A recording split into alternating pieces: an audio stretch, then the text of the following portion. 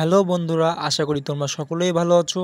তো আজকে দশম শ্রেণী বাংলাদেশের ইতিহাস ও বিশ্ব সভ্যতা বইটায় যে দ্বিতীয় অধ্যায় বিশ্ব সভ্যতা বলে একটা অধ্যায় আছে, এই অধ্যায়ের বিষয়ে আমরা আলোচনা করব। তো এই অধ্যায়ে আমাদের কিন্তু অনেক সভ্যতা আছে, তো সেটা থেকে আমরা প্রথমে মেসোপটেমিয়া সভ্যতা এই বিষয়ে আলোচনা করব। মেসোপটেমিয়া সভ্যতা আসলে কি সেটা আমি আসলে তোমাদের প্র্যাকটিক্যাল দেখাতে চাই। আসো দেখানো যাক। আজ আমরা চলে যাব বহু বছর আগের ইতিহাস, যে সভ্যতা পৃথিবীর প্রথম দিকের শহর ও রাষ্ট্র গড়ে তুলেছিল। এই সভ্যতার নাম মেসোপটেমিয়া সভ্যতা, যার অর্থ আমাদের পাঠ্য বই দশম শ্রেণীর অনুযায়ী এর অর্থ হলো দুই নদীর তীরে মাঝের যে দেশ। কারণ হলো এটি গড়ে উঠেছিল টাইগ্রিস ও ইউফ্রেটিস নদীর মাঝে। মানচিত্রের মাঝে এই উর্বর ভূমিরূপকে দেখাতো অনেকটা অর্ধচন্দ্র তথা বাঁকানো চাঁদের মতো, তাই এর নাম দেওয়া হয়েছে ফার্টাইল ক্রিসেন্ট। মূলত ইরাক, সিরিয়া, লেবানন, ফিলিস্তিন আর জর্দান মিলেই এই ফার্টাইল ক্রিসেন্ট বিস্তার। অনেকেই কুয়েতের উত্তরাংশে, তুরস্কের দক্ষিণ পূর্বাংশের পাশাপাশি ইরানের পশ্চিম দিকের। বন্ধুরা, এবার দেখি আমরা মেসোপটেমিয়া সভ্যতার উৎপত্তি কিভাবে হয়েছিল। তো চলো দেখানো যাক কিভাবে উৎপত্তি হয়েছিল। মূলত সুমেরীয়, ব্যাবিলনীয়, এসেরীয় এবং ক্যালডীয় সভ্যতার সম্মিলিত রূপকেই আমরা জেনে থাকি মেসোপটেমীয় সভ্যতা হিসাবে। এই সভ্যতা শুরু হয়েছিল খ্রিস্টপূর্বাব্দ 5000 অব্দের দিকে। বর্তমান ইরাক থেকে শুরু করে ফার্টাইল ক্রিসেন্টের প্রায় পুরোটা ছিল এই সভ্যতার বিস্তার। মেসোপটেমীয় সভ্যতাদের কৃষি, জীবন ও পশুপালন। এই অঞ্চলের কৃষকরা কাঠের লাঙল ও পাথরের কোঠার হাতিয়ার হিসেবে ব্যবহার করত। তাদের প্রধান উৎপাদিত ফসল ছিল যব। গৃহপালিত পশুর মধ্যে সিংহভাগ ছিল ভেড়া ও ছাগল। তবে পশুপালনের সময় নিরাপত্তাজনিত কারণে রাখালরা অনেক সময় কুকুর ব্যবহার করত। মেসোপটেমিয়া অঞ্চলে মাটির দেয়াল বা খেজুর গাছের বেষ্টনী দিয়ে তার ভেতরে বাগান তৈরি করা হতো। মূলত বাইরের তৃণভোজী জন্তু থেকে তারা এই বাগানকে নিরাপদ রাখতে চেয়েছিল। এসব বাগানে মেসোপটেমীয় অঞ্চলের মানুষ বিভিন্ন ফলের গাছ রোপণ করেছিল বলে জানা গিয়েছে। কৃষি জমি তথা ফসলের মাঠ থেকে বিভিন্ন শহরে ফসল পরিবহনের জন্য স্থলপথে গাধা ছিল তাদের মূল বাহন, তবে পানিপথে তারা নৌকার মতো বড় বড় ভেলা ব্যবহার করত। নদীর তীরে অবস্থিত মেসোপটেমিয়ার সিংহভাগ শহরের কেন্দ্র ছিল দুর্গবিশিষ্ট। দুর্গের দেয়াল ছিল রোদে শুকনো ইট দ্বারা নির্মিত। মেসোপটেমিয়ার শহর ও রাজ্য কিভাবে তৈরি হয়েছিল তাই দেখি। মেসোপটেমিয়া সভ্যতার নগরের দুর্গের দেয়াল ছিল রোদে শুকানো ইট দ্বারা নির্মিত। এই ইটগুলো পোড়ানোর ক্ষমতা তখনও আয়ত্তে আসেনি তাদের। বিশেষত ইউরুক শহরে 6 মাইল দীর্ঘ দুর্গ ঘেরা একটি অঞ্চল আবিষ্কার করা সম্ভব হয়েছে। প্রত্নতাত্ত্বিকদের ধারণা, কিংবদন্তি বীর রাজা গিলগামেশ দুর্গ নির্মাণ করেছিলেন। এই সময়ে নির্মিত বেশিরভাগ নগর তোরণ ছিল। প্রতিটি তোরণের সামনে শক্তিশালী সেনাবাহিনী পাহারা দিত। এই মেসোপটেমিয়া সভ্যতায় অনেক শহর গড়ে উঠেছিল। উরুক, লাগাস, ব্যাবিলিন। প্রতিটি শহরে ছিল রাজা, সেনা, নিজস্ব মন্দির। ব্যাবিলনের রাজা ছিলেন সবচেয়ে বিখ্যাত। তিনি তৈরি করেছিলেন পৃথিবীর প্রাচীনতম লিখিত আইন, যে আইন ইতিহাস ও মেসোপটেমিয়া সভ্যতায় বিখ্যাত ও খুবই গুরুত্বপূর্ণ। ব্যাবিলনের রাজা হাম্মুরাবি এই আইন তৈরি করেছিলেন। মেসোপটেমিয়ার মানুষ সেমিটিক ভাষা ব্যবহার করে কথা বলতো। পারস্যের সিপার দুর্গে মাটি খুঁড়ে পাওয়া গিয়েছে একটি কালো সবুজ পাথরের তৈরি স্মৃতিস্তম্ভ।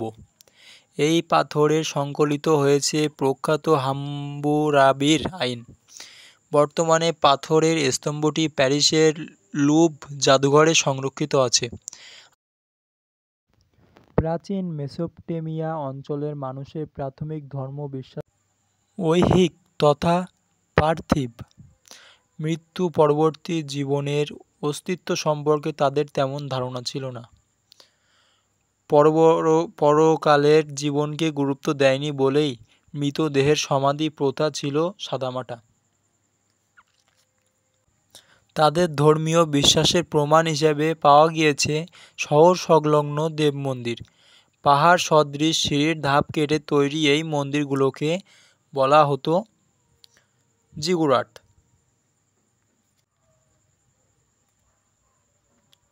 মেসোপটেমিয়ার মানুষ বহু দেব-দেবীর উপাসনা করত। তারা বিশ্বাস করত দেবতারা মানুষকে নিয়ন্ত্রণ করেন। তাদের এই বড় বড় মন্দিরকে বলা হতো জিগুরাট। এই মন্দিরগুলো ছিল সব এক একটা বিশাল বড় টাওয়ারের মতো, খুবই উঁচু, দুর্গের সবচেয়ে বড়। তারপরে চলো লিপি ও জ্ঞান সম্পর্কে জানা যাক। মেসোপটেমিয়ার মানুষ কাদামাটির ফলকের উপর ত্রিকোণ চিহ্ন দিয়ে লিখত। একে বলা হয় কিউনিফর্ম লিপি। এর মাধ্যমে তারা আইন ও ধর্মীয় গ্রন্থ লিখত। এখানেই লেখা হয়েছিল বিখ্যাত মহাকাব্য গিলগামেশ। তাদের এ ভাষায় ভাবের আদান প্রদানের পাশাপাশি প্রশাসনিক ও ধর্মীয় কর্মকাণ্ড চলত। এ ভাষার জন্য তারা কিছু অর্থবোধক ছবির মাধ্যমে একটি আদিম লেখন প্রস্তুতির উদ্ভাবন করেছিল। চিত্রধর্মী এই পদ্ধতিতে কাদামাটির উপর নলখাগড়ার সূচালো মাথা দিয়ে লিখে তারা তা শুকিয়ে নিত। আনুমানিক ৫.৫ বছর পূর্বে লিখিত বর্ণমালা দলিল পাওয়া গিয়েছে। পারস্যের সিপার দুর্গে মাটি খুঁড়ে পাওয়া গিয়েছে একটি কালো সবুজ পাথরের তৈরি স্মৃতিস্তম্ভ। এই পাথরে সংকলিত হয়েছে প্রখ্যাত হাম্মুরাবির আইন। বর্তমানে পাথরের স্তম্ভটি প্যারিসের লুভ জাদুঘরে সংরক্ষিত আছে। ৮ ফুট উঁচু এই পাথরের উপরের অংশে রয়েছে একটি ভাস্কর্য। এই পাথরের নিচের দিকে লেখা হয়েছে ২৮২টি আইনের ধারা। দেশে আইন শৃঙ্খলা প্রতিষ্ঠার পাশাপাশি দুষ্ট এবং অসৎ লোকদের ধ্বংস করে দুর্বলকে রক্ষা করার প্রয়োজনে এই আইন প্রবর্তন করা হয়েছিল। তারপর দেখি তারা বিজ্ঞান আবিষ্কার করলো কিভাবে। দশম শ্রেণীর পাঠ্য বই পড়ে আমরা যেটা বুঝতে পারি, তারা গণিত, জ্যোতির্বিদ্যা ও ক্যালেন্ডারে অনেক উন্নতি করেছিল এই মেসোপটেমিয়া সভ্যতার লোকজনেরা। তারা দিনকে ২৪ ঘন্টায় ভাগ করার ধারণা ও মেসোপটেমিয়া সভ্যতা থেকে উৎপত্তি করেছিল।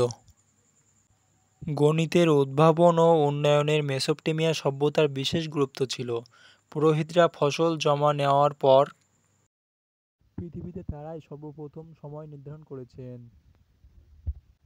শুধু তাই নয়, তারা ১ মিনিট সমান ৬০ সেকেন্ড তারাই প্রথম চালু করেন এবং সেই নিয়ম আমাদের গোটা পৃথিবীতে এখন চলচিত। এবং তারা আরও আবিষ্কার করেছেন ১ মিনিট সমান ৬০ সেকেন্ড এবং তারা ১ বছর সমান ১২ মাস বের করেছে, যেটা আমরা এখন সবাই মানি। আমাদের পৃথিবীকে ৩৬০ ডিগ্রিতে ভাগ করার পাশাপাশি রাশিচক্রের হিসেব তারাই শুরু করেছিল। ব্রোঞ্জ আবিষ্কারে পাশাপাশি আজ থেকে ৩,৫০০ বছর আগে তারা কাচের ব্যবহার শুরু করেছিল। মেসোপটেমিয়া সভ্যতা শুধু প্রথম শহর রাষ্ট্রই তৈরি করেনি, বরং লিখিত আইন, লিপি, জ্ঞান, বিজ্ঞান ও সংস্কৃতির মাধ্যমে আজও মানব সভ্যতাকে প্রভাবিত করছে। তাই একে বলা হয় সভ্যতা সূতিকাগার। এই অঞ্চলে বসতি গড়ে তোলায় প্রথম নেতৃত্ব দিয়েছিল সুমেরীয়